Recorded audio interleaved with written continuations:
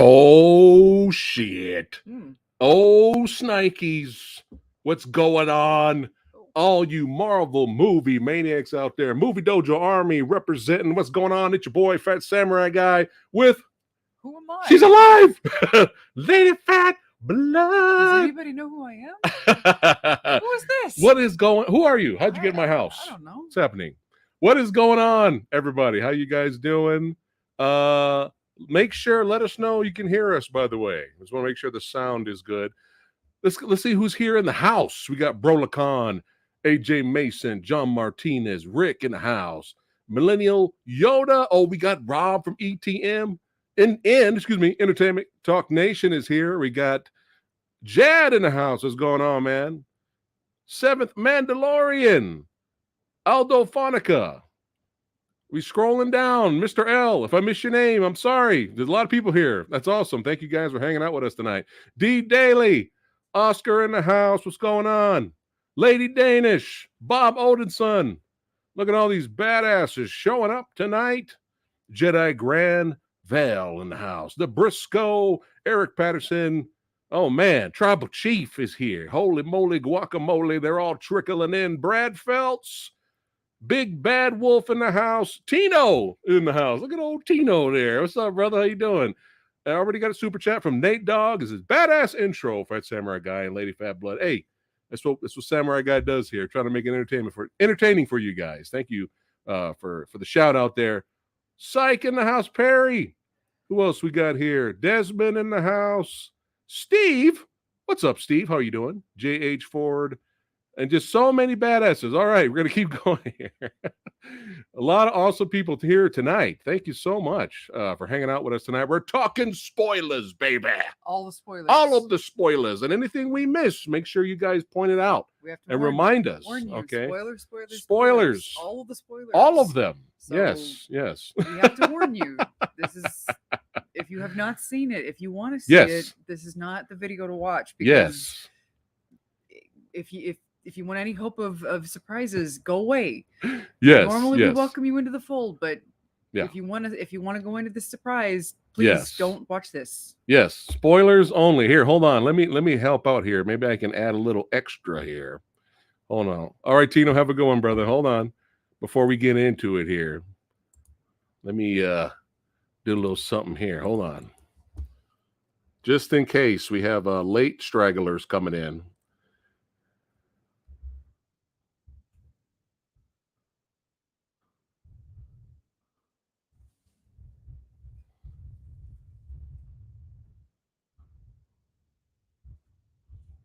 All right. Whoop, spelled that wrong. Hold on.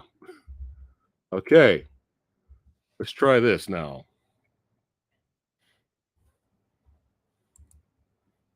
Okay, hold on. Hey, there we go. In case we have any late stragglers just popping in, spoilers, guys. Spoilers. We're talking spoilers. But thank all of you. Thank you guys so much for hanging out with us on a Saturday night. Yes, sirree. We're getting ready to get into it just a little bit. All right, hold on. Let me get back to the badasses here. Look at old Rob up in here. All right, let's go ahead and get into it, guys. Man, this movie sucked. This was garbage. This was the worst superhero movie. I was done with the MCU, and by God, I'm back. Black Widow was way better than this. Yeah. Women. Woo!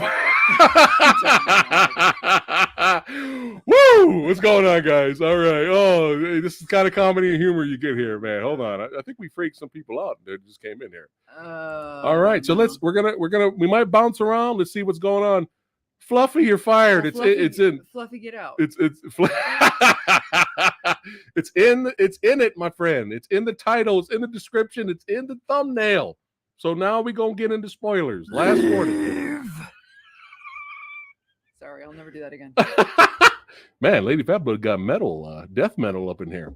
All right, so let's go ahead and talk about it here.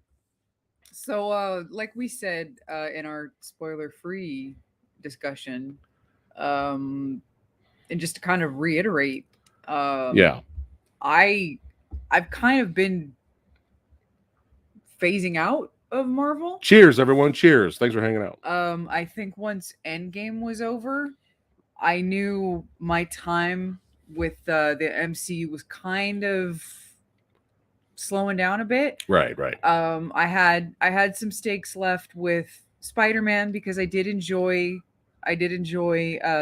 the first two films. So I knew that the third film I was going to see. Doctor Strange, I had a little bit of stakes left in Guardians. Right. Some of the next stuff coming out, like I still haven't seen Shang-Chi. I had no interest in seeing the Eternals, the TV shows, but I've been very off and on with. Yeah. Obviously, I have no interest in Captain Marvel, so it's very hit and miss. Right. With what I am now invested in, and so when the trailer dropped for Spider-Man, all the rumors started coming out, and I was like, I don't put any stock into the rumors, and so I didn't pay attention to what they were saying. It's like, well, if the rumors are true, that's great, but I'm not going to get my hopes up. Hold your breath. Right. And so I just saw the one main trailer. Right. Stayed away from all the TV spots, and the one main trailer was enough. I saw Doc Ock, I saw Electro, which I was very surprised with because I'm like, wow, we're doing the multiverse. Yeah. We got Doctor Strange in here, which I'm like, okay, we're gonna build on Doctor Strange a little bit, which is nice. Right.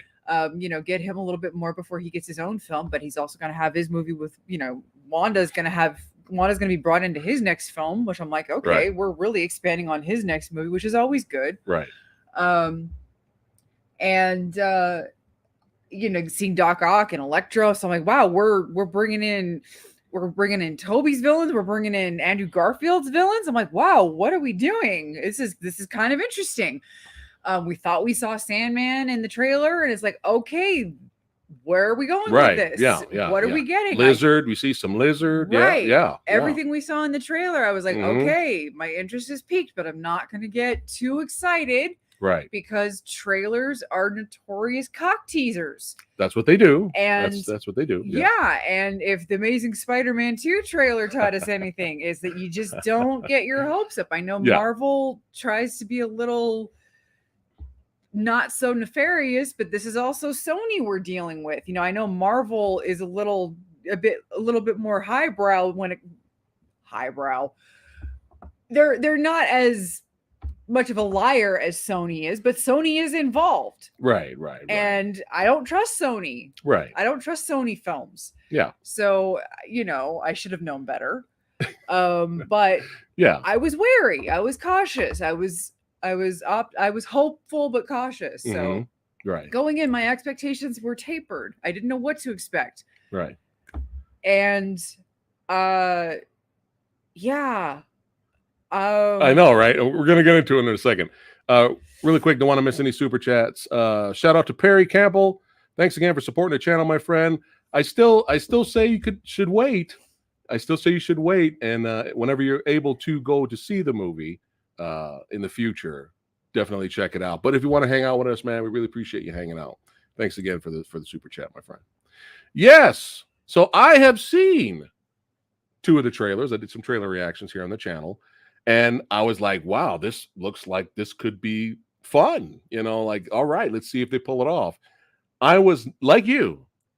I was expecting to go in and have fun, right? I was expecting to go in, hey, that was fun.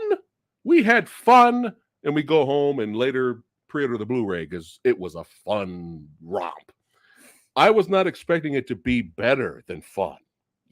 Like, this movie was fucking epic, man. Like, it was phenomenal. Like, I was not expecting it to have the emotional beats to it, the musical scores, which we'll get into a little bit later, and Easter eggs for the fans, and just all kinds of and a lot of people, again, are complaining about, well, a lot of the comedy wasn't needed. There was too much comedy on, but then you're complaining about every Marvel movie ever made. And like every Marvel movie ever made, some of the comedy is fucking hilarious, and some of it, it's always hit or miss. That kind of comes with the territory. But this movie really just it exceeded our expectations, which for you was none. For me, I was expecting just a fun watch. this really blew us away. And I don't think we've seen any movies twice this year. Have we? No. Yeah, for the whole year 2021, we have not seen movies twice. Even movies we really enjoyed, we have not gone back to see it again. We're going to see this motherfucker again. Yeah. We're going to see this again. That's how entertaining this movie was. And hold on, we got another super chat. Thank you, Jedi. Shout out. Thanks for the super chat. Marvel's more conservative when it comes to advertising. There you go. Yes, for sure. All right, let's jump into it. Spoiler talk. Here we go. All right. So takes place right after. Yeah. It leaves off the second movie left off. This third film, we're jumping right after the second film. When you have basically Peter Parker being outed and framed by Mysterio from the last movie. And everyone knows he's Peter Parker now. So, you got our boy, Jonah Jameson here. I love how Jonah Jameson, when you first see him, it looks like at first, it's looking like a regular newscast type of deal he's going on. And then later in the movie, he's just sitting at home with some lights and he's just in a green screen behind him. That was pretty funny. And then later, he got his little newscasting on, but it was kind of funny seeing that it was just all a ruse. It's just green screen. But yeah, he's a menace. Spider-Man is a menace. And so, everyone in the whole city is like, oh, holy shit, we know who Peter Parker is. We know where he lives. You even have some Mysterio fanboys going around. Mysterio was right. They kept saying that throughout the movie and stuff and shit like that. Right. And so, Peter Parker and Mary Jane are like, oh, fuck, we got to get out of here. MJ. Yeah. Oh, excuse me, MJ. Sorry, MJ. Are like, fuck, we got to, holy shit, the shit's just got real, things have now gotten really awkward, especially when they go back to school with Ned and everybody knows who he is, who his friends are, and all that stuff. Even the principal and everybody, was the principal made like a shrine, like a Spider-Man shrine? The students did this for you, and they're like, no, man, you did that. Like, make sure you take a look at the shrine, Peter, before you. If you need to swing around the school to get to classes a lot quicker, by all means, go ahead. So you have this comedic moments throughout the movie here and there, but want to talk about before we get to the first huge pop, and we were like, oh my god, it's legit, it's confirmed. Anything lead up to that before we get to the pop? Well, am I missing anything else? Not much. I mean, the basic plots of that. Which parts? Oh, Aunt May and Happy broke up. Yeah. They're not together anymore. Yeah. Right. So what are we missing leading up to the first big? Know what the first pop is? No, it's your boy. Nothing's really leading up to that, I guess. I don't think we're missing anything. We can get to that though.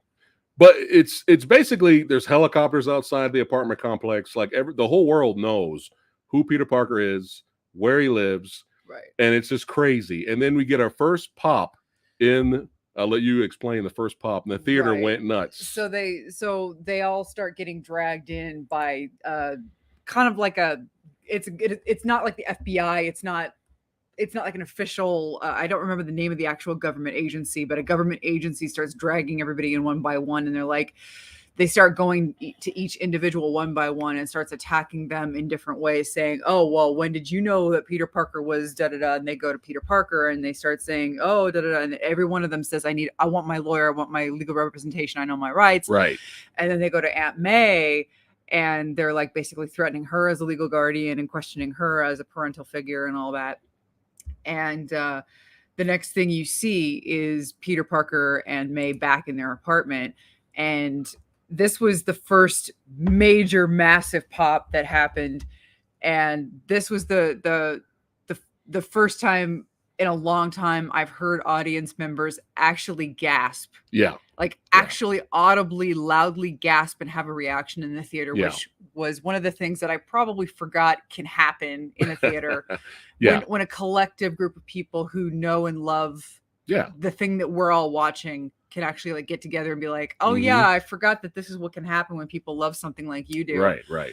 You see a cane pop up Yeah, in the foreground, and all of a sudden you pan up and there's Charlie Cox's Matt Murdock. Fucking Daredevil, son. What? And fucking Daredevil. Are you kidding me right now? And which is kind of funny if you think about it, because Happy used to be right.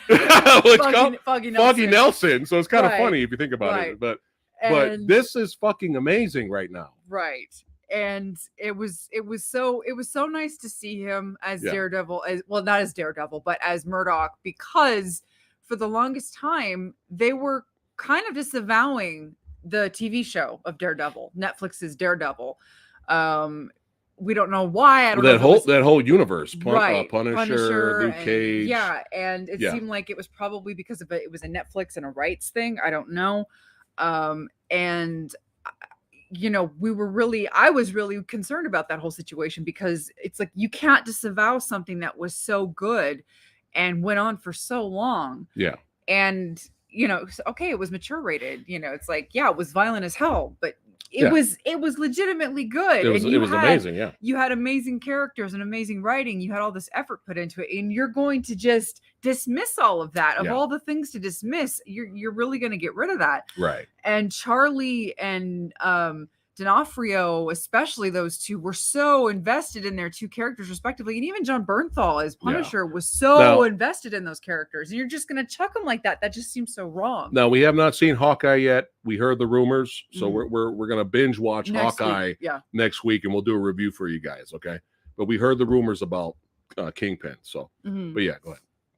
Yeah, so Charlie Cox is telling that Matt Murdock is telling them their options and how, you know, you need a lawyer and this is why, and all of a sudden a brick comes smashing through and Peter Parker goes to catch it, and obviously they're under the impression that Matt Murdock is blind because he's got his cane and his glasses, and all of a sudden Matt Murdock catches the brick. It was fucking great, man. And they're all looking at him like, what the hell? And Peter's like, how did you do that? Yeah. And Matt's like, I'm a good lawyer. He's like, I'm a really good lawyer. Yeah. But that was great. Them giving his character some shine, man. He just was like a straight gangster, just like, boom. Yeah. What? I grabbed a brick. Here you go. Yeah. On the brick, it says Mysterio was right. You still have these Mysterio fanboys now. Right. But yeah, it was fucking great, man. Yeah. It was amazing seeing, just because you know, when you hear, well, he might be in it, or they may not be in it. They might be in it. They may not be in it. That was actually kind of getting on my goddamn nerves. Because how many times have we heard that? Because I'm like, dude, can we see the fucking movie? Yeah, you know, other films we've heard that. So it's like, but actually, even though everybody has their theories and like, ooh, he might be in the movie, that's awesome. But at the same time, until you actually see it on screen, it's just a totally different experience. And, you know, it's just like, holy shit, here we go. And in our case, which gets better later in this movie. And in our case, if it's not concrete and they're trying to keep it a surprise, I want to be surprised, right? You know, and it's like,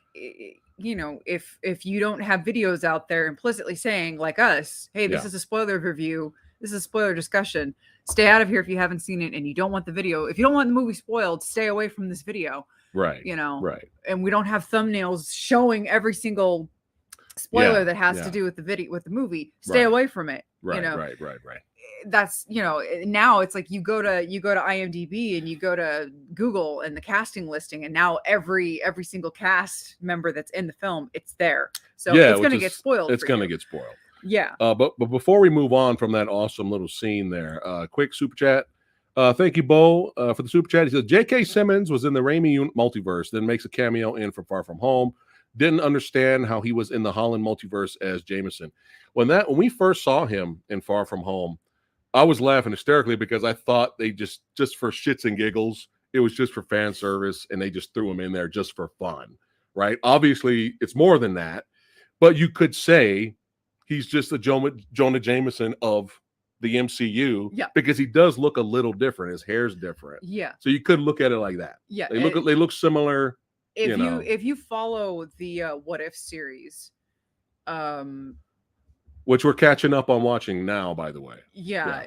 The What If series kind of has that where everybody kind of has similarities but differences. Right. So, and in this film, as we'll get into, There are some universes where the Avengers don't exist. So, Right. whereas other universes, we've had multiple versions of the Avengers and they do exist and they just don't, Yeah. so it's like, that's what the multiverse is. That's it's what a it is. host of possibilities and, Yeah. who knows? So yeah, in this universe, it's just Jameson. Yeah. It's not necessarily the Jameson from the Tobyverse. The Tobyverse. This we're gonna call it the Sonyverse to make it a little bit easier here. Well, there's two different Sony verses then, because there's Garfield and Toby. Oh so yeah, that's all right. I'll just call it the there you go. Tobyverse. There you go. Tobyverse. That makes it easier. But yeah, this was awesome to see. And then things get a little, for our main characters, they're getting a little depressed and sad because of their, because everybody knows who Peter Parker is. It's Peter Parker's affected. And his friends are affected in terms of applying for. They apply to all these schools. They all Yeah. get rejected. Right. The main school they want to get into is MIT. Right. There's no real reason for them to not get in, except for the fact that now all these controversial events have happened. Yeah. And they even implicitly state that because of these controversial events, we can't really let you in. Right. And so that's when Peter goes to Doctor Strange and is like, hey, do you think you can make this spell that lets everybody forget what's going on? Yeah. And that's when Strange casts the spell. It's like, hey, we got this history. And you find out that Doctor Strange is no longer the Sorcerer Supreme. Did you notice his performance? I mean, excuse me.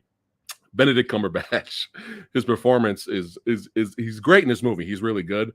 But you notice he's kind of a little bit more laid back in the beginning because he's technically not in charge anymore. Right. So that's why he's kind of like chilling, got his coat on, he's drinking a little mug, he's kind of he's not in charge. Wong's in charge now. Right. Right. So yeah, he's kind of just like not in a bathrobe, but kind of like if he was just chilling in his boxer shorts. Yeah. He's still super powerful, but he's no longer the Sorcerer Supreme because when he got blipped, somebody had to take over, and now that's Wong's job. Wong now, yeah. But before we move on here, really quick, I was never a Doctor Strange fan in the comics. When I used to read comic books back in the day, I wasn't really a fan. Like I knew he was powerful and he was like a big deal, but I wasn't like a fan. Like I didn't go out and buy the comics. The Doctor Strange movie came out. We saw it in the theater. We were entertained by it. We liked it. And I think that movie is a little bit underrated now because it's not just it's the Inception movie. Marvel made an Inception movie. That kind of stuff's annoying. It's a little bit more than the Inception movie, just because and in my opinion, I think the whole visuals with the mind-bending abilities of the city is actually more creative and actually more impressive than Inception. I might get a little flack for that. But the movie's a lot more than it's in the Inception movie. It's like Inception. That kind of shit. It's annoying. Okay. I think the Doctor Strange movie is a little bit better than the Inception movie. But we were entertained by it. Mm-hmm. I enjoyed it. But I really didn't jump on the Doctor Strange bandwagon until Infinity War. And he was straight up fucking gangster G up in there, son. Like he was the fucking man in Infinity War. And I'm like a huge Doctor Strange fan, like ever since. But again, Benedict kills it in this. And it's just really funny, seeing him kind of laid back in the beginning of the movie. He's like, call me Steve, or Steven. And he calls him Steven. He's like, it's a little weird. I don't know about that. Yeah. But Parker fucks up the spell, which fucks everything up, basically. And now other villains and heroes, hint, hint, have come through the multiverse, or their own multiverses because of the mishap here. And we're going to get into this a little bit more when we get to the scenes with Venom at the end. We're going to get into that. And a lot of people are excited about that, and a lot of people are kind of bummed about that. And I'll explain why. And I want to know what you guys think about the whole Venom fiasco when we get to it. Let us know. Be honest in chat there. All right. So basically, again, everything's fucked up now because Peter Parker basically. Well, at first they think they contained the spell. So the spell gets fucked up. because Yeah. Peter keeps throwing all these conditions at Doctor Strange. He's like, first of all, I don't want Mary Jane. I mean, I don't want MJ, and I don't want Right. Ned to forget. And then, I can't have Aunt May forget. I can't have these people forget. And Strange is like, hey, can you please stop fucking with me? Da, da, da. And he's like, okay, you've contaminated the spell. You know, you fucked everything up. I keep forgetting at the heart of everything, you're still just a kid. And call me sir. He goes back to, just call me sir, because, I keep forgetting you're just a kid. Yeah. And so he stops the spell. He contains it in this cube. And he sends Parker home. He's like, look, I'm sorry your life sucks. And that's when he finds out, wait a minute, you didn't even try to talk to the people at MIT to get your friends in. You just accepted it all. And Yeah. Parker's like, wait, I can do that? And he's like, get out. He's like, get the fuck out, dude. And so Parker, he gets with Flash, who got into Right. MIT. Right. And he's like, hey, I need the head of admissions. I need her name so I can find her, and I can talk to her about MJ Right. and Ned. And Flash who's a Spider-Man fanboy all of a sudden. Now. Right. Who wrote a book. Right. He wrote, hey, check out my book. He's writing the coattails we were of everybody. best friends this whole time. Yeah. So he gets the name of the lady who's head of admissions and finds out that she's on this freeway that's caught in traffic. Yeah. Heading to the airport, Mm-hmm. stuck literally in gridlock traffic. And so he like swings over to the vehicle that she's in and starts talking to her, and she's looking at him like, I know who you are, but why are you here? And he's trying to talk to her, and that's when all of a sudden you get the attack that we obviously saw in the trailer where Doc Ock shows up. He gets the spider sense, and he's like, what the hell, what's going on? And you get this really nice little set piece where Doc Ock shows up. The man, son, Alfred Molina, still killing it. It was a paycheck for him, but you wouldn't know it. Oh, he was amazing. He was amazing. And it was a pretty good fight, man. I enjoyed it. It was a nice meaty little fight. Going back and forth. Yeah. And at one point, obviously, he takes off his mask and he's like, you're not Peter Parker. That's when we start to discover that, wait a minute, what's going on here? People start to realize that we're not who we're similar, but we're not the same. Yeah, he's like, you're not Parker. Yeah, right. Yeah. And at one point, the tentacles merge with the nanotechnology from Stark's Spidey suit. Yeah. And at first you're thinking, oh shit, what's going on? Because the tentacles are intelligent, and you're thinking, oh shit, his tentacles are going to get super smart. But no, the Stark tentacle merging actually works against him because it's Stark technology. And so instead of working with the tentacles, it enables Parker to take control of the tentacles, which locks up Doc Ock. Right. So he's now under Parker's control, which then allows Parker to take Doc Ock back to Doctor Strange. And he's like, oh, I got this guy who says he knows me, but he doesn't really know me. And so they start to figure out that is like, I was where I used to be. And then all of a sudden I was here. And this is, I don't know this guy. I know Spider-Man, but this isn't my Spider-Man. This isn't my Peter Parker. But right before they got whisked away, this happened. Boom. Right before they got whisked away. Totally blue-balled the audience. Oh, yeah. Which was hilarious. What? Gobby? Right. Gobby? What y'all know about Gobby? What y'all know about Gobby? Right. Finish it. Right. That's right. And yeah. Oh, speaking of finish it, somebody in the audience, a couple of rows from us, said that out loud. Yeah. Said, finish it. If you go back to the original first Spider-Man movie, you'll remember that scene. It's kind of fucking hilarious. Right. But making Aunt May, forcing her to pray. And she's so scared she can't finish the prayer. And he's all like, finish it. It's fucking great. Right. So anyway, so this all happened right before they got whisked away. Right. Yeah, go ahead. And So but anyway, first again, big pop, of course, when Doc Ock showed up. We had a lot of cheering going on in the crowd. We had a lot of clapping. Yes. A lot of reactions. Especially when this happened as well. The crowd was already cheering and clapping. Right. Okay. Yep. And then now we're back here. Right. And so we find out that Strange has already gotten Lizard at this point. Is that correct? Yes. Doctor Strange already has the Lizard. And it's really awesome. So everybody, he has this whole containment, all these containment cells down here in the basement, the Sanctum Sanctorum, and Lizard is already down here, and it's pretty awesome. Later, it's revealed in the movie, even the original actor who played the Lizard in Amazing Spider-Man showed up in the movie as well. I mean, they really went all out for fan service and bringing everybody in here. But yeah, Lizard's just there chilling. He's just there hanging out. And we start to figure out that we've got this multiverse thing going on, and the spell really went awry. Right. And you started to attract these things, these people from these other multiverses that are coming to you. Yeah. And you've got to go hunt down the rest of these dudes and bring them here, and then what we're going to do is we're going to send them back to their respective places, and then we're going to close everything out pretty much. And now he basically knows about the goblin. He knows about goblins. So Peter goes, he gets his friends out. He wants MJ and Ned to help him. Right. So he brings them to the Sanctorum and says, okay, well, I need them to help me.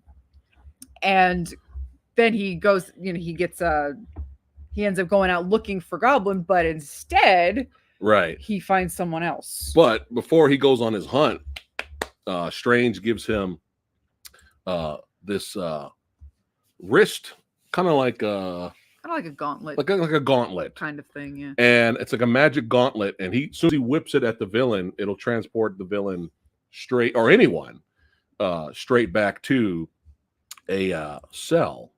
One of these cells right here. As soon as he whips it, boom, they show up in the cell. So he had to arm him first. So he's like, happy hunting, go out there. Scooby-Doo this crap, or whatever the fuck he said, right? He says Scooby-Doo this shit. That's right. Yeah, Scooby-Doo this shit. That's right, because in the trailer, because I watched the trailer again, he says crap in there. So yeah. Did you notice Sandman first before he fully revealed himself? Well, yeah. I mean, did you see him? Yeah. Because if you look closely, before Sandman fully reveals himself, you'll see like the dirt like go by, like Spider-Man's right here, and in the background you'll kind of see the dirt trickling, like in Tremors or some shit. Yeah, like a little bit. You'll see that first, which was kind of, I was like, oh shit, he's gonna reveal himself at some point. And I think that was probably, and I'm probably gonna get disagreement with this. That was probably the one thing that I thought was a little hokey. I know Sandman's history. Now, here's the thing. I never liked Raimi's take on Sandman. Okay. Because they retconned the whole Ben Parker storyline and the Peter Parker storyline in Spider-Man 3 to make it that Sandman was the one that killed Ben. He was the real one. Yeah. Right. And but he was just this good guy who had a daughter, and he was just doing bad shit and blah blah blah, and they made it all complicated. But he was really a good guy and da da da. Right. But he was a criminal and blah blah blah. And it seems like to see his daughter and blah blah blah. Yeah. And which they kind of kept that same theme for this movie as well. Kind of, yeah, but he's a great character. When who shows up. The one we're about to talk about. Oh, Electro. Yes. Yeah. Sandman just pops up and goes, "Hey, Peter, it's me. Da da da da. You remember?" It's like, wait a minute, you were never friends. Why are you popping up to help him save him from Electro? Keep in mind, it's been years since we've seen Spider-Man 3. Right. So maybe something happened at the end of Spider-Man 3. Well, I know. Kind of had a mutual respect. But it's been a long time. It's like I'm sure he probably didn't die a total pure villain. I'm sure that sounds familiar. But did he even die in Spider-Man 3? I chat. Let us know in chat right now. Did Sandman die in Spider-Man 3? It's been that long. Let us know. But yeah, go ahead. But it just seemed like it kind of seemed like the way they had to reintroduce him, it was more for the audiences. Okay, here we go. Toby forgave him at the end of Spider-Man 3. Okay, there we go. Okay, he lived. He did not die. Okay. So thank you, chat. So it kind of seemed like his whole motivation for being in this film was even more pointless, because the whole crux of the villains being in this film Mm-hmm. was not sending them back to their deaths. Well, he wanted to go back to see his daughter. Yeah. He said that in the movie. Yeah, but Okay. then they could have then sending him back wouldn't have affected him at all. Right. They could have sent him back at any time and it wouldn't have affected him at all. So they could have sent him back and it wouldn't have affected him. So what was he complaining about? He just had to be patient and write everything out. So he was never going to die, is what I'm saying. He was never going to die. Okay. So that's a good point. What was his motivation? I didn't think about that. What was his motivation for not cooperating, is what I'm saying. Okay. So the movie's not perfect. Let's move on. So I'm just saying. I didn't think about it like that. You know. Yeah. But his introduction was a little clunky too. It was just, "Hey, Peter, remember me?" It was like, even though the crowd did pop, though, they loved it. But his introduction seemed more clunky for the sake of reminding the audience who he was. Right. Like I felt like his introduction could have been done a little bit better. Right. Because everybody else's intro was fine. Uh-huh. But it was almost like, it was almost like the filmmakers didn't trust. Right. It was almost like the filmmakers didn't trust the audience to remember who Sandman was. Right. So they were almost like, we gotta remind them. To be honest, it's been a long time. Like look at us. We didn't even remember the ending of the goddamn movie. So yeah. In that movie's defense, well, he probably had to do it. So that's what I'm saying. Like that was like the hokiest part where is, you know. And if you were wondering if the original actor, what was his name? I got it over there. Thomas Hayden Church. Is that his name? Uh-huh. If you guys were wondering, the original actor came back. Boom! Yes, sir. The original actor came back as well. So there you go. So Spidey does his thing, does his whip 'em good, whips them back to their cell. Yeah. Oh well, Electro. We didn't really talk about Electro, but Electro, he shows up. They kind of brush past why he looks the way he looks. It doesn't really matter. It doesn't matter. They mention it as kind of a joke. There's no gap in the tooth in his teeth. There's no gap. He isn't nerdy, frizzy hair. He looks like, handsome, buff, ripped Jamie Foxx. They even joke about how like, why doesn't he? Yeah. They joked about how he fell into a vat of eels and how Sandman fell into a super collider. Yeah. And they're like, wow, we really need to be careful of what we fall into. Yeah. It was really kind of just like, things can be kind of silly sometimes. Yeah. But even at one point, Jamie Foxx later in the movie, before he goes against the whole concept of being cured by Parker, even he says, I like the new me.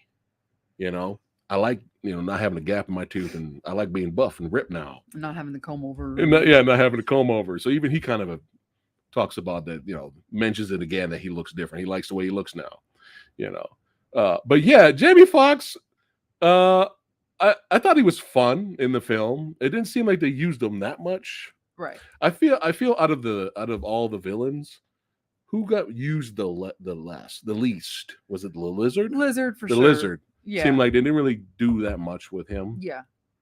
It was cool seeing him, and it was nice, he was there, especially for the action set pieces. But it was just kind of like they didn't really do that much with him.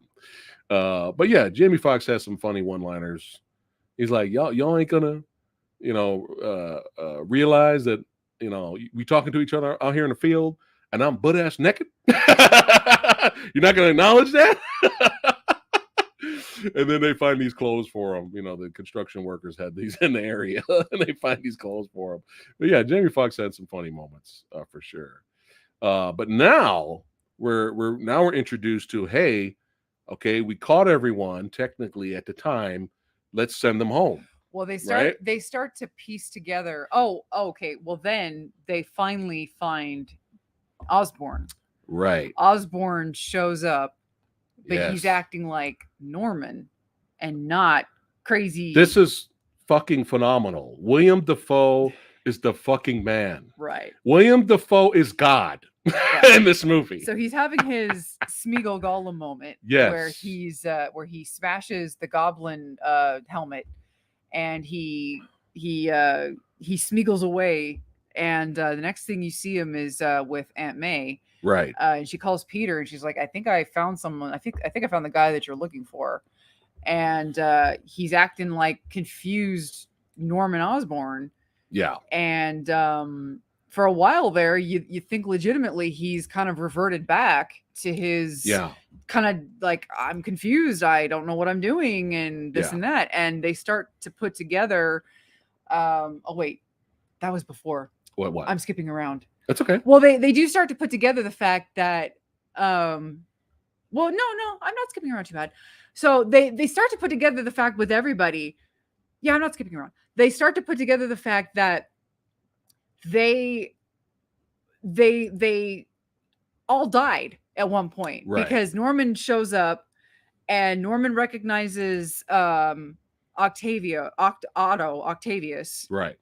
And Otto's like, Norman, you're dead. Yeah. And Norman's like, what are you talking about? You're crazy. And he's like, no, you're dead. I remember you died fighting Spider-Man. Yeah. And I like how they don't remember their deaths. Yeah. Even Doc Ock doesn't remember his death. Yeah, he remembers. They remember what happens before he died, which was interesting. Right. And they all start to kind of remember, I was fighting Spider-Man and then I was here.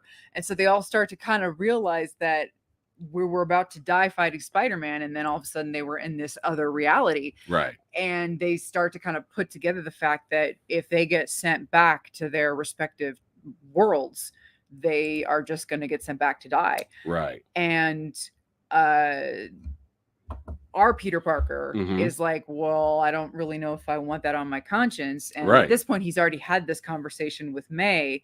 Is like, this isn't really my problem. None of this is my problem, because she wants him to help Osborn. Yeah. She wants him to help Norman, because Norman seems like this confused old man. Right. And she's like, I know you'll do the right thing. And so Doctor Strange is like, look. Yeah, he's like, this is their fate. Yeah, he's like, we can't change it. They have to go back. Right. Even if they go back and die. Right. You can't change and rescue everyone. This is their fate. They have to go back. And then we have this altercation, this very entertaining altercation between Spider-Man and Doctor Strange, which was really entertaining. It's pretty badass. And he tries to take the magic MacGuffin that can send everybody back to their time in multiverses. Very entertaining.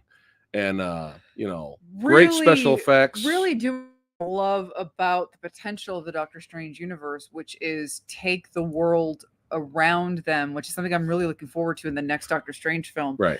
Take the world around them and just flip it on itself and just utilize the world as a playground. No, it's just Inception. Fair enough. Take the building blocks of what Inception did and build on it and make it. Stop saying that. Just keep going with it. Yeah. And they really, really outdid themselves with this fight. Oh yeah. And it was so much fun to watch. Yeah. It was so much fun to see them play around with what you could do with the reality in the mirror universe, or not the mirror universe, but the mirror world. Yeah. And just to see how much fun they had with that. Oh, and to see how creative they got with that. It was just a lot of fun to watch. Yeah. And that went on for a while. And at one point, Spider-Man figures out that it's geometry, how it works. And he traps Doctor Strange in the Grand Canyon. I know. And he gets out and he's like, I don't know how much time we have, but I think I might be able to figure out a way to help you guys. And they're all, of course. And technically, he kind of beat Doctor Strange. Right. He even says that. He's like, I think I just beat Doctor Strange. Right. And of course, they're all dubious as to how they can help, cure the villains. Yeah. And why he's going to help them. But MJ and Ned are like, well, that's not who he is. He's not going to just send you back to your deaths. That's not how he is. Right. So, he wants to figure out a way to help them. Right. And so now we've got our little mission of, can we help these guys not send them back to their deaths? So that was an interesting little. Also, I want to point this out, chat. I thought it was interesting that once this scene happened in the movie, somehow Parker was able to get back to his body to control the his body. So even though he was kind of casted out of his body, he was still able to control it in a way where Strange is trying to grab the box and he's moving it. And Doctor Strange is like, this is not possible. How is this possible? That was never explained. But that was very interesting. Like Yeah. nobody knew how that was working. Like, Maybe it was the spider sense had something to do with it. we don't know. I don't know, but it was happened. it was kind of funny as hell to watch Yeah. because it's literally just yeah. And then the next thing you see is Peter swimming back to his body. Again, Yeah. very amusing. Yeah, very fun for sure. All right. So now it's the time to cure the villains sequence. So he even brings all of them back to they're in Happy's apartment now, right? Because they had to get away from all the crazy Mysterio fanboys. So are we going to get to the next big reveals, or we're going to talk about everything that happens in the apartment complex, and then the big death, and then we'll go to what Ned was doing? When you want to go into that?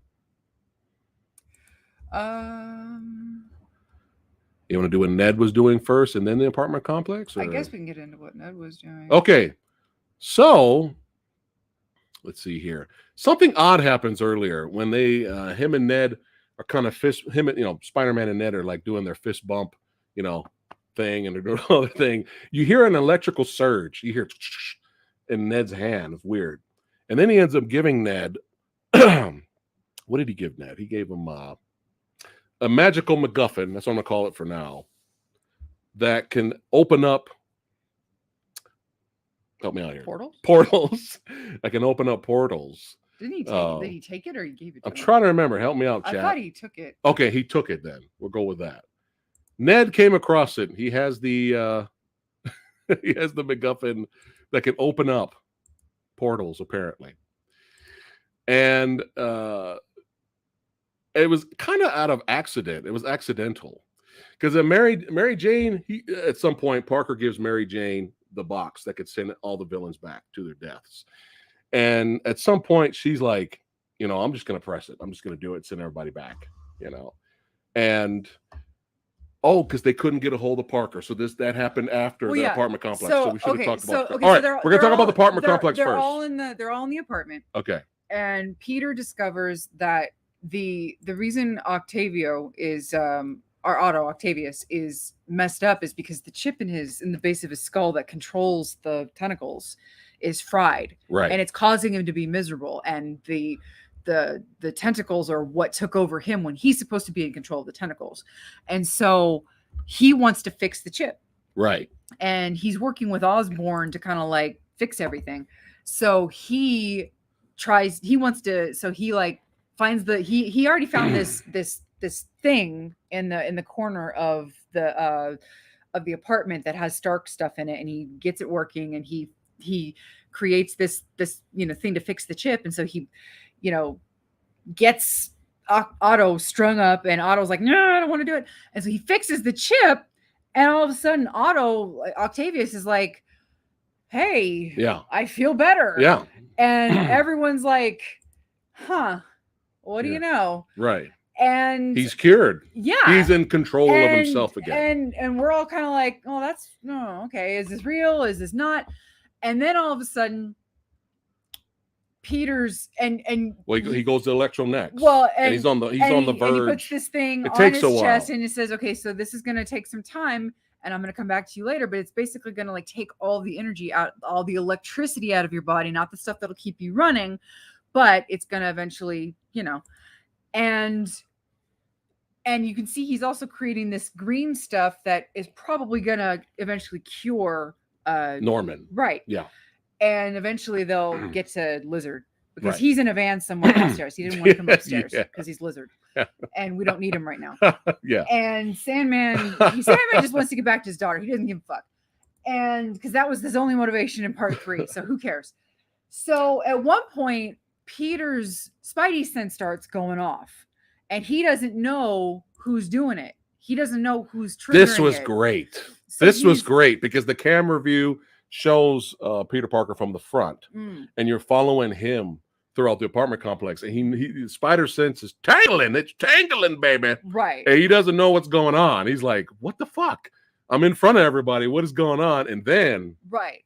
And this is great. He like all of a sudden he like looks over, and it boils down to like, what is it? Is it Ock and Norman? or no, it's Electro and Norman, I think. And Yeah. he's like, "Why are you looking at me like that?" I Yeah. think Electro is. Right. And he spits his web at Norman, and Norman's like, "Ah." Yeah. You know, he's like, "Aha, you caught me." Right. And Aunt May starts to like pick up on what's going on. And so she starts gathering all the stuff that Peter was making, and she starts bagging it. Yeah. And she basically starts getting ready to run. Mm-hmm. And this was good. Basically, man. Norman, you know, Defoe is Defoeing, and he's gobby, man. He's ramping up his he's gobby. He's ramping up his shit, you know. I swear it's fucking Willem Dafoe. Yeah. And the shit starts going down, and Peter tells May, "Run, get the hell out of here." Right. And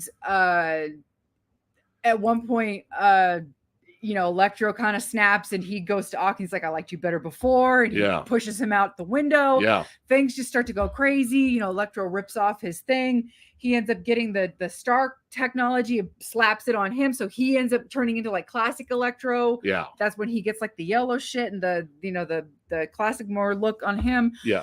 Everybody basically just goes full villain. Yeah, Sam is like fucking him out. But Lizard breaks out of the van. Ock is the only one who doesn't go villain, because he kind of like has to go lick his wounds and run. Right. And then we had the fight, son. We had the first fight, 1-on-1, mano y mano, son.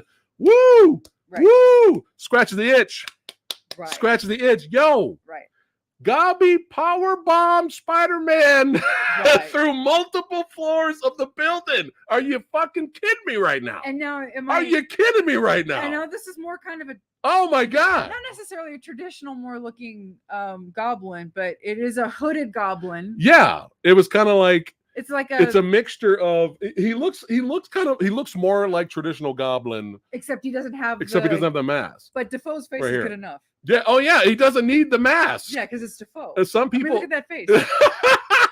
Some people pointed out the fact that he actually looks scarier without the mask. Because it's Defoe. With the mask. Defoe is a beautiful man. Favorite part of the fight, besides the fucking power bomb through the fucking multiple floors of the building. Are you kidding? Are you serious? You're kidding me right now?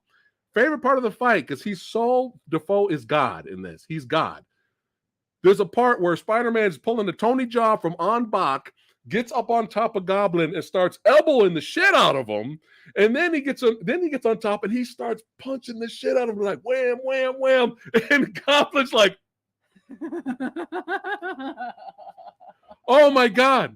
She perked up because she loves that kind of shit. He was like, look, it's Defoe. Seriously, it's fucking great. It's Defoe. It is great.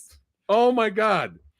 And so first altercation was just amazing. Just beat down, brawling. I was like, this is what I came for, son. So they all end up on the ground floor of the building complex, and it boils down to Goblin, Peter, and Aunt May, who still has the bag of goodies. Yeah. And it's just the three of them. Yeah. And what ends up happening, Goblin ends up out. He ends up with his power glider, his glider outside. Yeah. He's beaten the absolute shit out of Parker. Like Parker is it's amazing. Fucked up. And May has to get up and grab like a metal pipe or some shit. Like she's ready to throw down, like she can only do so much. So she's like trying to defend Peter as best she can. And then all of a sudden Goblin gets his glider and just rams the shit out of May. And as he's about to bail, he like grabs one of his bombs and Peter tries to get it out of the way, but it does blow up like right next to Aunt May. Now, Goblin bounces, he leaves, and May gets up and gets Peter to get up. And at one point I'm thinking, May should be fucking dead. Yeah, she should be dead, crippled. She's standing up and trying to get Peter to get up so they can run. And I'm like, man, May should be fucking like blown to bits. She should be like impaled. Like, how is she or at standing least seriously injured? Yeah.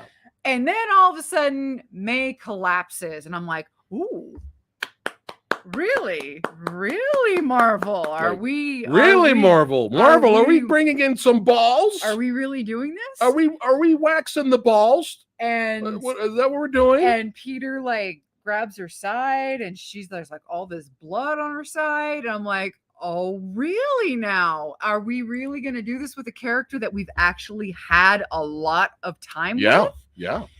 And you Good get job, this Marvel. moment, Yes. and she's already given the "with great power comes great responsibility" line. I'm like, which we should have probably known from there. She was probably going to die.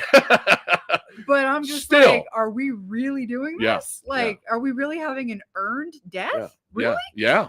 And sure enough, she dies. That And was we it. started hearing audience members going, "Are you fucking kidding me?" Like, audience members were actually like throwing it out there. I'm like, yeah.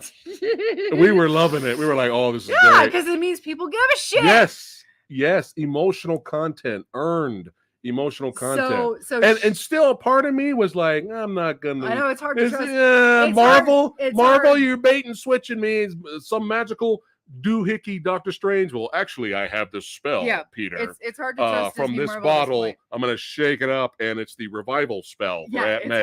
It's hard. Bring Aunt May back. I'm gonna reverse time. You never know. This might happen. So nope. So the agency that's hunting down Peter at this point, they've surrounded the building. Happy shows up. He sees that Aunt May is dead, and Peter's like over her body just crying, and he kind of like gets in between the agents and Peter to kind of like buy him some time, and he's screaming at Peter, "Get out, run." And so Happy gets arrested, and Peter manages to escape, of course, and Peter ends up disappearing. And great acting from Tom, man. So meanwhile, MJ and Ned, they have the box, right? And they've been debating on whether to hit the button to get rid of the villains, right? Which MJ wants to, but Ned's like, no, we haven't heard from Peter, we can't yet.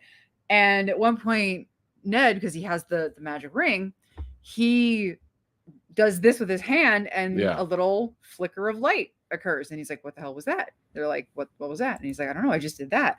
And they see the thing again. A portal opens up. A little bit of a portal starts to appear. Because before you get to the first huge big reveal, so Peter gave the box to MJ and he said he was going to text or contact her if she wants to. Hey, just press it now. Right. Our plan of curing the villains didn't work. Just press it. So they haven't heard anything in a long time. They know something went wrong. Right. And they can't contact him. So that's why MJ was like, I'm just going to press the button. Right. Right. And then go ahead. So he goes, what does he say? I wish I could find Spider-Man. He says something to the effect of, I wish I'll find Spider-Man or something like that. Right. Because they can't contact Spider-Man. Yeah. And this portal opens up to this alleyway. And from far away, you see the backside of a traditionally clad Spider-Man. Yeah. And they're like, oh shit, we found him. Like, Parker. And he turns around. He's like waving. Yeah. He starts running up to them. And all of a sudden you hear our audience is like, hey! Oh, it's fucking great, man. And he runs in and they're like, hey, Peter, is that? Yeah. And off comes the mask. Yep. And it's Andrew Garfield. That's right. Andrew Garfield, Spider-Man son. And they're like, who the hell are you? Yeah. And we get this really fun scene. Prove it. Right? Prove it. And he starts walking up on the wall. Well, Andrew, he's like, okay, I can prove it. And he just sticks himself to the ceiling. They're like, no, do some more. And he's like, do more than this. And Andrew, I think there's been a lot of, we were kind of like Andrew, it was kind of goofy that he didn't really make sense as a Peter Parker. Well, people love Andrew more as Spider-Man, right. Not so much as Parker, because he was too good looking and cool to be considered an outcast. Right. But I feel in this movie, they did Andrew like justice. I mean, it's almost like this is a redemption film for him. Yeah. Which we'll get into a little bit later. Later. Yes, for sure. Yeah. So you get some moments with that. You get a nice little, you get some introductions. Some, You get all that. Help me out here. Okay. So anyway, live. We only seen the movie once. Okay. Oh my God. Make a long story short, they kind of clue him in on what's going on, and we get our first hint of Ned may have the gift. Ned may have a magical gift because he said something in his family something. What did he say about his mother? Something he said something in his family. They may have magical abilities, but he didn't say that like that blatant. And even later, Doctor Strange is like, you were able to open up all these portals. And then he just walks away. So it's very possible Ned has a gift of some sort. So they kind of explain everything to Andrew, what's going on. And then they were like, this is why we're looking for our Parker. And then they look for another Parker. They look for Peter Parker. Yeah, Peter Parker. Another one opens up, baby. And ho, baby, what? Yep. Holy shit. This time it's actual Peter Parker. Tobey Maguire, baby. It's Peter Parker. Yeah. So it's Tobey Maguire. Yes. Without a Spider-Man suit on. Yeah, just chilling. Right. He was kind of nonchalant. Do you think because he kind of came through the portal, he's like, hey, what's up, guys? Yeah. It's just kind of funny. And he looks good. Tobey Maguire looks great in the movie. Yeah. Do you think which audience members were quick to say in our yes, in our theater. Yes. Do you feel like Tobey was just kind of like curious and not really know, not kind of chill about everything that's going on because he didn't sense danger with that? I think that's possible. He didn't sense danger. I mean, I don't think he would nonchalantly walk through a portal not knowing what's going on. But he mentions earlier with our discussion back and forth, he mentions earlier that he realizes he's not in the same place. You know what I mean? Yeah, I think Andrew did too. Yeah. Garfield. It's Garfield. Andrew's Garfield. His Spider-Man did too. They both had the same experience. Yeah. So they all kind of get together and they both talk about, they can't find their Peter, and they both said, well, when I had these bad situations, I would go to my building, and then Garfield's Peter was like, well, I would go to my building. And so MJ is like, I think I know where my Peter is. And so they go. Yeah. And obviously Peter's devastated. Oh, yeah. Over the loss. He's like, fuck these guys. Press the button. Right. Send these guys back. Fuck these dudes. So and this is where the movie works, man. Right. You could say all you want about the comedy and not, just too much jokes, whatever. But this is where the heart of the movie is. This is where the movie works. When you have this great dialogue back and forth between all three Spider-Men, and it just works. And it shouldn't have worked, but it's just so well done, especially when you have Andrew and Tobey come down and they all end up having this connection on that building, on that rooftop, when basically Tom's like, look, I'm going to hit the fucking button, and all these guys are dead. They're going back to their multiverses, and they're going to die. I don't give a shit. And except for Sam. Well, he's like, and then he's like, it's your problem. Yeah. I'm sorry I dragged you. He's like, I'm sorry. Yeah. And he goes, you guys don't know what I feel. He goes, you guys don't know what I feel. And they had to set the record straight. And Andrew talked about losing Gwen, and Tobey talked about losing Ben. And all that dialogue on that rooftop together. And then Tom realizing, shit, they do know what I've gone through. And especially when they all say the line, with great power comes great responsibility. And Tom's like, holy shit, Aunt May just told me that. This is what works in this movie. This is where the heart of the movie is. And this is what sets this movie, despite its flaws, better than a lot of the others, especially a lot of the MCU films in general. And this is what works. And now they have agreed. They have agreed to work together to try at least give it a shot to cure the villains and then send them back. And this is where we have some more comedic moments between all three Spider-Men, working together. And it's funny because it's just like every Spider-Man has their own personality, even though they're Peter Parker.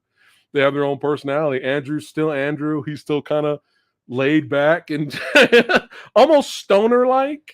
He's almost like a stoner nerd, He's like, and Tobey's looking at him kind of funny. I mean, you get some really great moments. And even like Andrew said, what did he say? He's like, because with the clothes Peter Parker was wearing, called him a youth pastor. He's like, well, if you stop, dressing up like a youth pastor or something like. He's like, are you just gonna stay there dressed like a youth pastor? And Tobey like does that. It's like, yeah, I got the suit. He's got the suit underneath.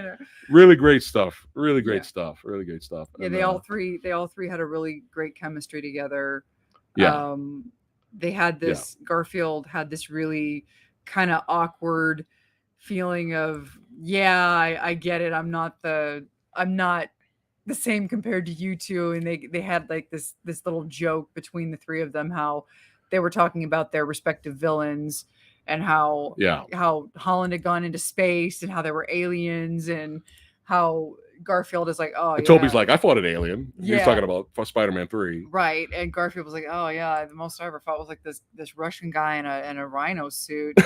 Just hilarious. And he's like, I'm lame compared to you guys. And Garfield and Toby was like, no, let's just dial it back there. Don't call yourself lame. Like what are you talking about? Like, why would you say that? Like he's like, you're amazing. Yeah, it was just so cute. It was so silly and cute. And I love the three of them together. Yeah. And I love films that can salvage something bad.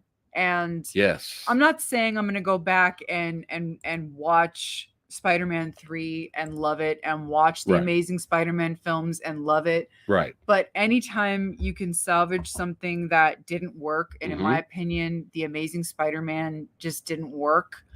But there were things we liked about it, but from it that I think had a lot of potential. And now in this film basically says, hey, it existed. Yeah. And one of the funniest things was, at one point, the three Spider-Men, when the shit starts to go down and they're fighting the villains, was they're fighting each other separately. And Tom gets them all together and says, guys, we this isn't working. We have to start working as a team.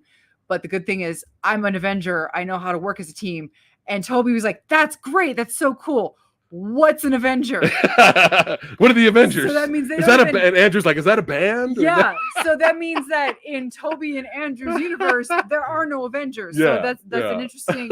That's just an interesting point. Is that in these other universes, not only do these other universes still exist, even though technically in our reality, these are at one point were considered remakes and reboots. Right. So they're kind of no longer. And just a quick to remind you guys, this is a photo I found of them together because I couldn't find a lot of photos. Toby does not have that facial hair. So I'm just letting you guys know he doesn't have the facial hair, guys. This is just a photo somebody made up. But yeah, that was funny. Like the Avengers, what is that? Another thing that cracked me up about this scene was Tom and Andrew like totally freaking out. Like, man, you don't have to make your own webbing fluid. Like, he just comes out. Does it come out of every orifice? But yeah, there was some funny back and forth for sure. But yeah, it's kind of like, Andrew acknowledging that he's not as cool as the other two, but Toby and Tom acknowledging that, and you know what, you're amazing, buddy. All right, stop crying. You're cool. You're cool. You're with the family. You're with the family now. It's all right. Yeah. So that was cool. And then we spring into action. That's right. We get some. I wanted to see them swinging together more. But we do see them swinging a little bit together, and basically they're setting up the traps for the final showdown. And man, fanboy service, but hey, that's why we were here. But it was satisfying fanboy service, though. There's a difference between pointless fanboy service and then satisfying fanboy service. And it was satisfying, man. The finale throwdown was great. We get definitely some iconic shots. And obviously, in the real movie, it looks a little bit more like something like this, because and the whole audience cheered when they saw all three Spider-Men spring in the action at the same time against the villains. Really good stuff. Really good stuff. And Electro, he's kind of has his moment, but surprisingly, and I like this shot too. It looks very retro in a way, at least the yellow design and the mask kind of there. But Doc Ock came back. Doc Ock. Which I was hoping he would. Cured Doc Ock came back. Because it didn't make sense for him to just bugger off and not show up again. And took out Electro. He took the thing out. Oh no, he put it on. Yeah. And that depowered him. Right. And that cured him. Right. And the lizard was cured. Right. And then it was only Norman left. Gobby. Right. Right. So at one point, Doctor Strange comes back and he realizes that the plan that Tom had was working. Yeah. And so he's like, oh shit, well, I guess I won't push the button then. Yeah. And the friends get involved because Ned suddenly can't close the portal because they've still got the box. Right. And so they can't close the portal, and so Lizard's chasing them throughout the apartment and then back onto the Statue of Liberty. This ends on the Statue of Liberty, by the way. Right. So which had Captain America's shield, right, for some reason, but yeah. Which that ended up getting cut off. Yeah. So at one point, they're like getting chased onto the Statue of Liberty, and there was this really great moment where, if you remember the end of The Amazing Spider-Man 2, obviously, the horrible, unearned moment of Green Goblin killing Gwen Stacy occurs, where they tried, and if it worked at all, it was only because Andrew Garfield and at the time, what's her name? They had Gwen Stacy. They actually had pretty good chemistry. Right. And Garfield's acting was actually legit. Well, at one point, MJ gets thrown over the side of the scaffolding of the Statue of Liberty, and Tom Holland, he jumps over to save her, but he gets knocked out of the way by the glider, and he can't save her. And so what happens? Garfield rushes over and gets his moment, and he actually just swoops up and grabs MJ and grabs her and jumps and catches her on the ground. And there's this moment where he's holding on to her, and he looks at her, and he goes, and he just has this, he goes, "Are you okay?" He has this look on his face like he's about to cry. And she like, goes, legitimately "Are you okay?" crying. And it's the sweetest moment, and the audience was like, you could hear the audience. Great even scene. I had this moment where it was like, "Aw, poor Andrew." Yeah, because he sold it. Yeah. He legitimately sold it. He and failed to save Gwen Stacy, his love, but he rescued someone else. And it was great. It's moments like that where it's like, the movie didn't work, but Andrew's performance really sold it. Yeah. It was like, it was just one of those moments where some things, some people tried, and this movie really redeemed what some people tried to do. Yeah. And I appreciate that. Yes. And Mr. L here, I noticed Mr. L's comment here. Thank you. I almost forgot, Mr. L. Thank you. We have to talk about this scene. So this is Andrew addressing Electro about him being worthless without his powers was heartwarming.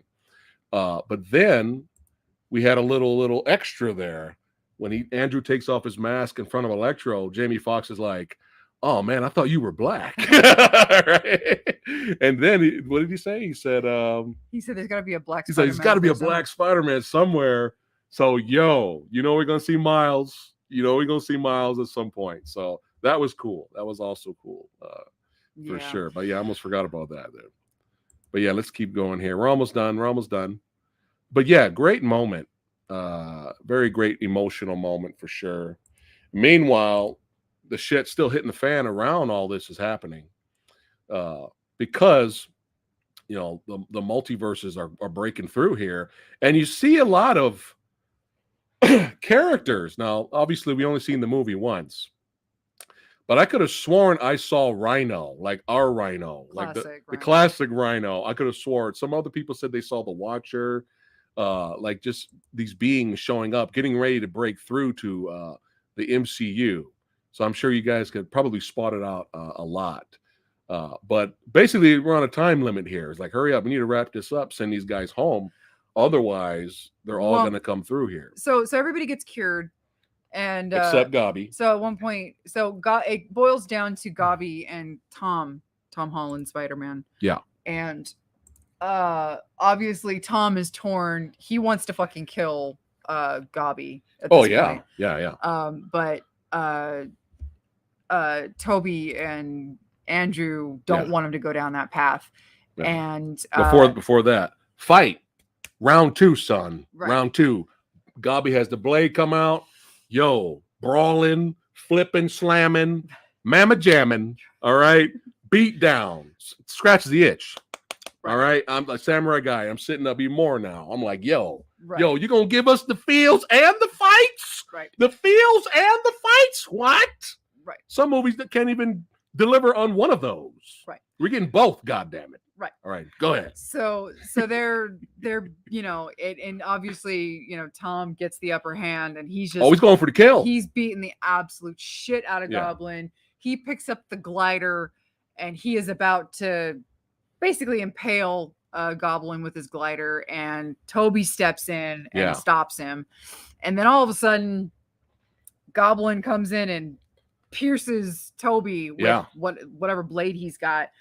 And Andrew comes in and throws Tom something, and then you realize it's the rest of the cure, because Right. he already has one dose of the cure and stabs him with the rest of it. And then Norman comes back, Yeah. and he's like, oh no, what have I done? Yeah. So Norman is basically back at this point. So his cure kicks in finally. Right. And so everybody's cured. Everybody's ready to go back home.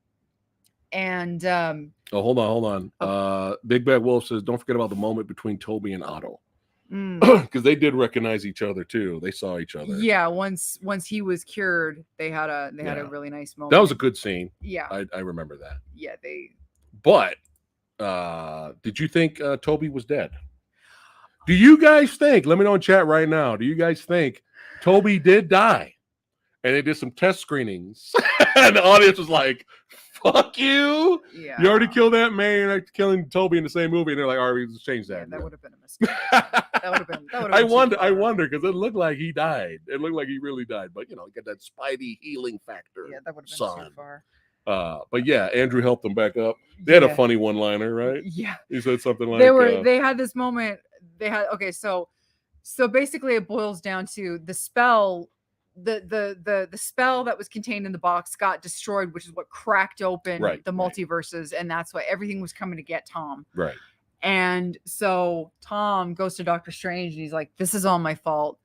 Is there any way you can just cast a brand new spell that makes everybody forget everything about me?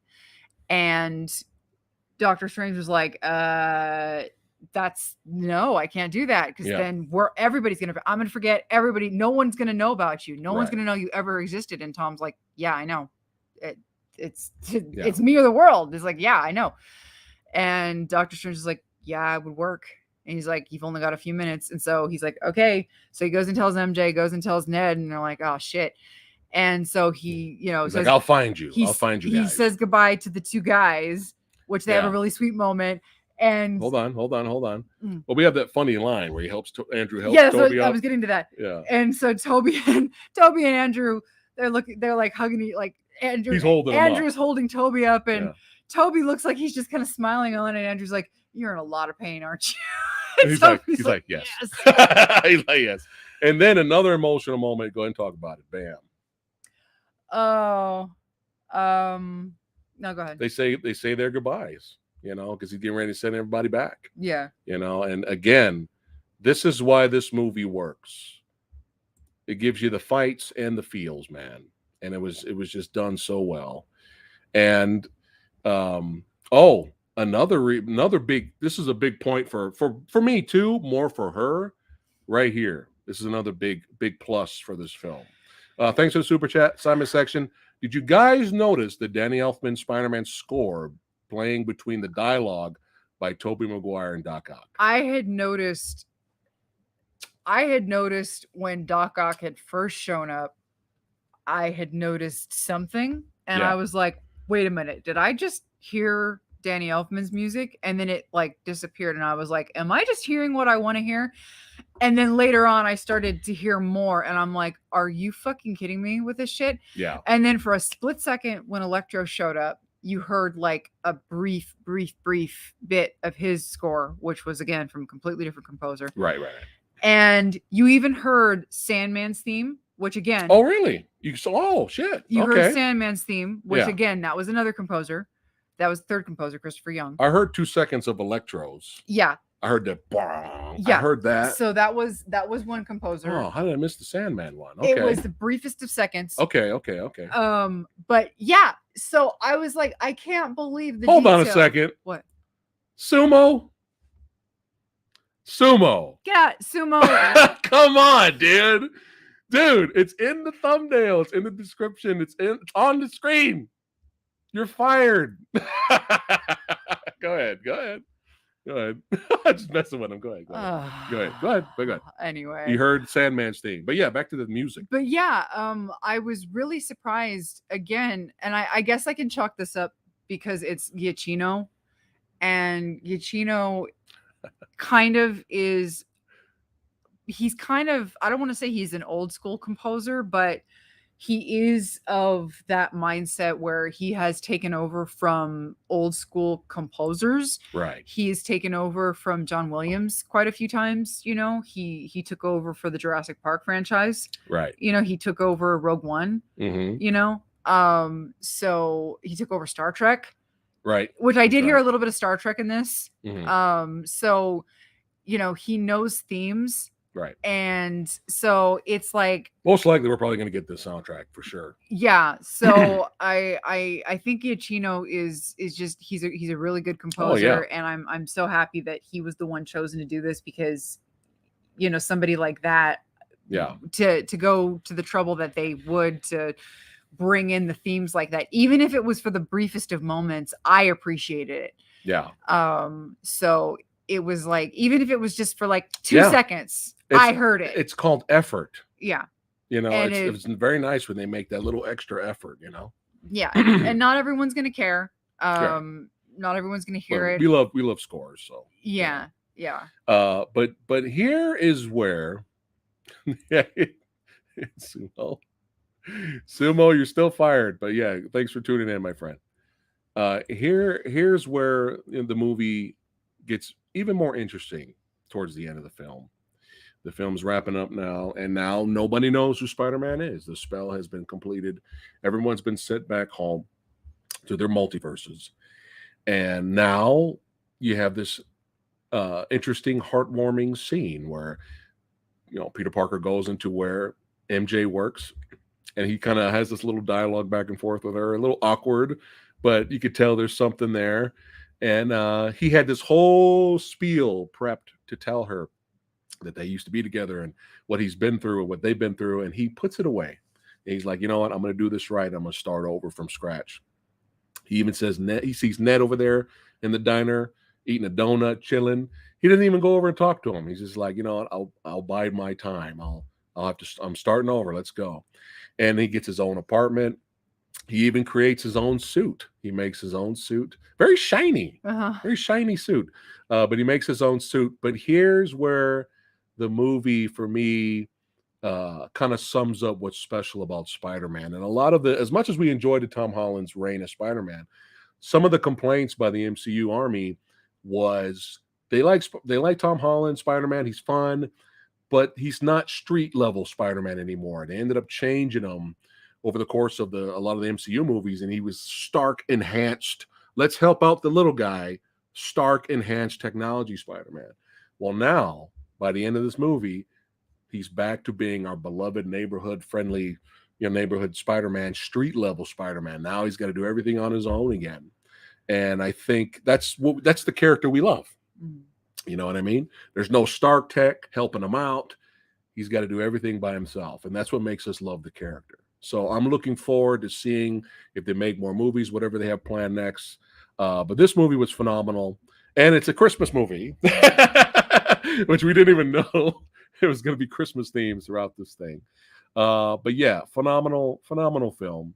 And now let's talk about the scenes in the credits for sure.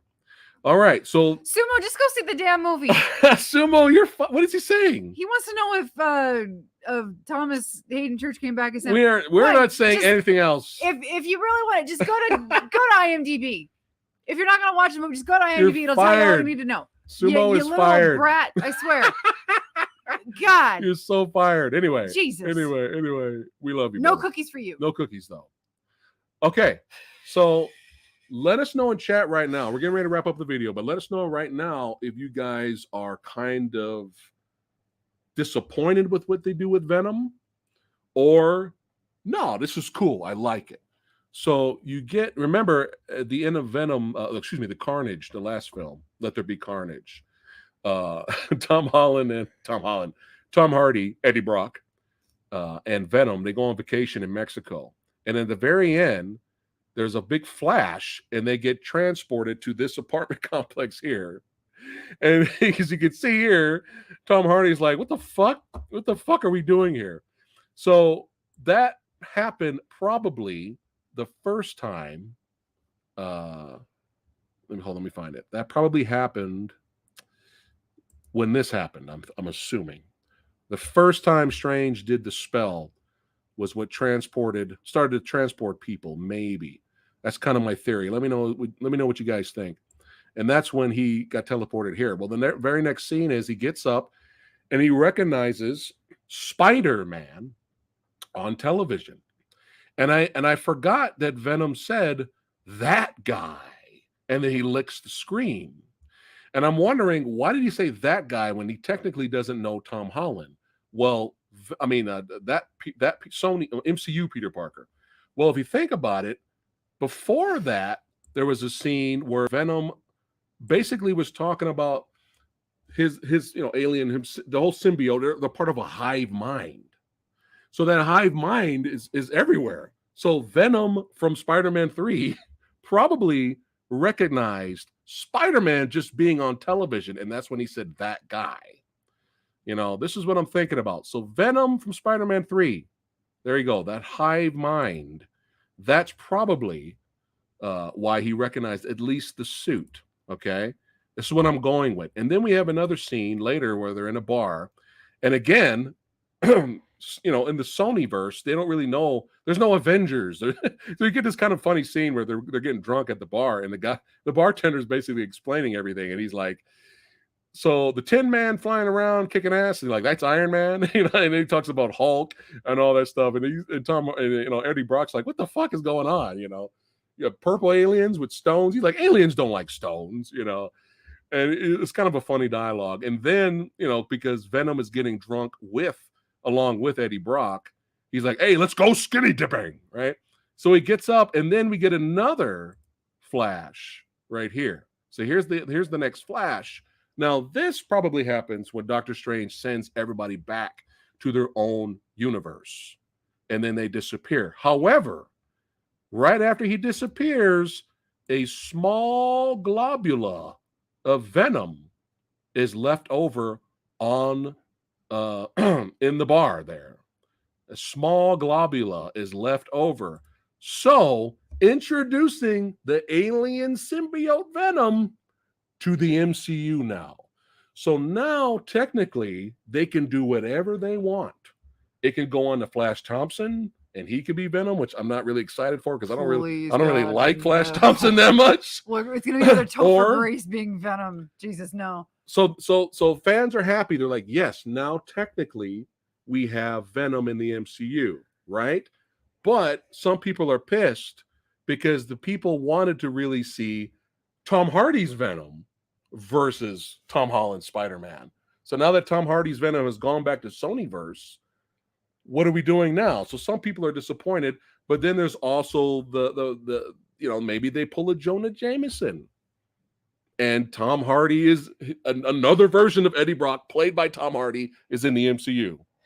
Maybe because there was supposed talks of Tom Hardy and Tom Holland. Is like, yeah, we're going to work together, and yeah, we're making a movie. That's a rumor that's gone around. So let me know. Do you guys think this whole Tom Hardy Venom was a waste of time just to bring in some Venom jizz in the MCU? Or you're like, no, this is cool because now technically we can do whatever we want. So let me know in chat right now. Hold on, let me catch up to you guys. Hold on. Oh, I mean, scroll on up here. All right, here we go. Jedi says the Venom Eddie Brock scene was decent in his opinion. Okay, he liked it. All right, here we go. Thank you, Simon, for the super chat, man. It says, great seeing you two doing a review together. Now a Spider-Man, was that adjacent prediction? Hawkeye episode 6, Hawkeye versus Bullseye post-surgery with adamantium laced bones. You think we're going to see, that'd be kind of cool if we see Bullseye come back. Hell yeah, for sure. Thanks again for the support, my friend. All right, let me go. I just want to see what you guys are saying here.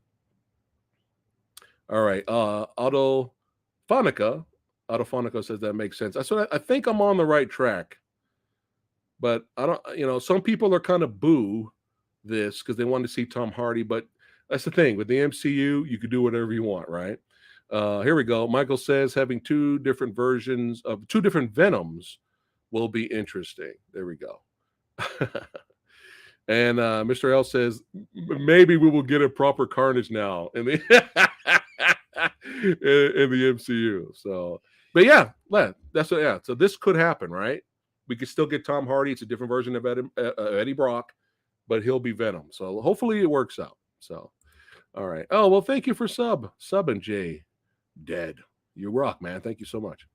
But yeah, and don't forget, if you wait a little bit longer, a full trailer for Doctor Strange, what is it, Multiverse of Madness or something like that? Whole trailer, the entire trailer, not just a teaser, is at the end credits. And it looks dope. I mean, Sam Raimi, let's go. And if you guys have kept up with What If, we're trying to binge watch all of them. But we did see the Doctor Strange episode on What If, introducing us to, hold on, let me get rid of this, Doctor Strange Supreme, son. And when Doctor Strange Supreme showed up in the trailer, the whole audience erupted. They all went crazy. So, yo, evil Doctor Strange, let's go. Let's do it. I'm all for it. Let's do it. Evil Doctor Strange, son, let's go. But yeah, hopefully that's good. Hopefully it's a little darker. But yeah, that's a whole other video and whole other topic for the trailer. But yeah, anything else about the film before we give our rating? We're actually going to review it too. We're going to give our rating. Yeah. Well, no, I mean, like I said, anytime you can salvage something and redeem something that I didn't really feel worked, right? Or like I felt like this was a love letter to Spider-Man. Yeah. This was probably like the closest thing to, what was it? Into the Spider-Verse? Was it the animated movie? Oh yeah. With Miles, yeah, that was fantastic. Like too. This was like the closest thing live action form, right, to that. Yeah. Which that's a compliment. Yeah, that was a great movie. Yeah. So this was such a love letter to the other films, even though The Amazing Spider-Man they weren't that great. Right. But I really loved Andrew Garfield in the films. Andrew, yeah, he was great in this. And I felt everybody was fantastic. I felt he deserved better. So he finally got better. Yeah. He got what he deserved, I felt like, in this. And so it was nice that he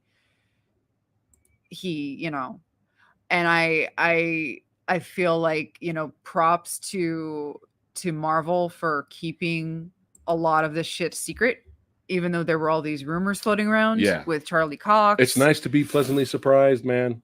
Even though there's rumors, a magic to that. Yeah, there were all the rumors about Charlie Cox and Andrew Garfield and Tobey Maguire. There were so many rumors for so many months. Yeah. But up until the actual day of release, right, we didn't know for sure. Right. And it was really nice to finally kind of have some kind of a surprise. And as Jason just said, it was nice to kind of have a closure for those two characters. Yes. That was something I was going to bring up was, a lot of times when things just kind of get rebooted and reimagined and things, it's because they don't really end on a good note. And some people have said this, and let us know what you think of this, chat. They say Andrew Garfield had the better first movie. Toby had the better second movie, and Tom had the better third movie. Oh, well, at this point, yeah. What do you think about that? That's interesting. Yeah, that's interesting. Yeah. That's interesting.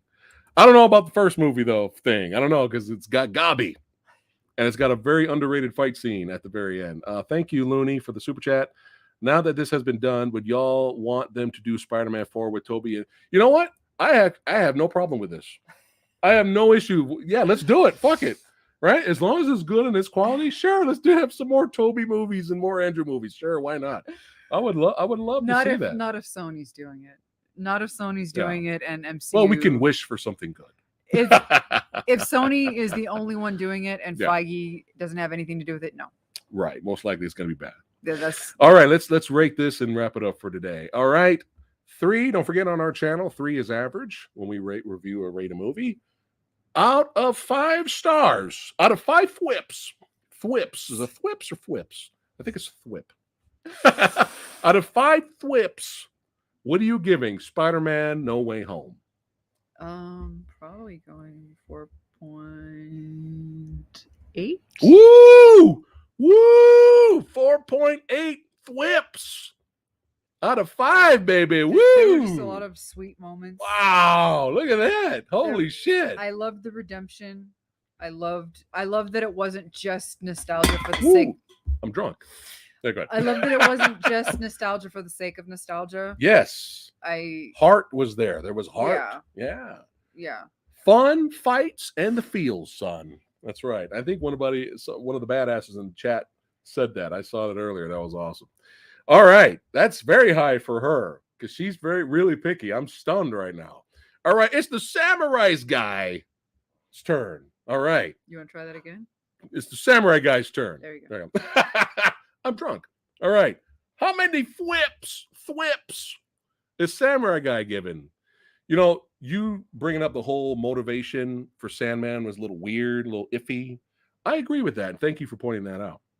I do agree with that. That was kind of like, what are we doing with him? Right.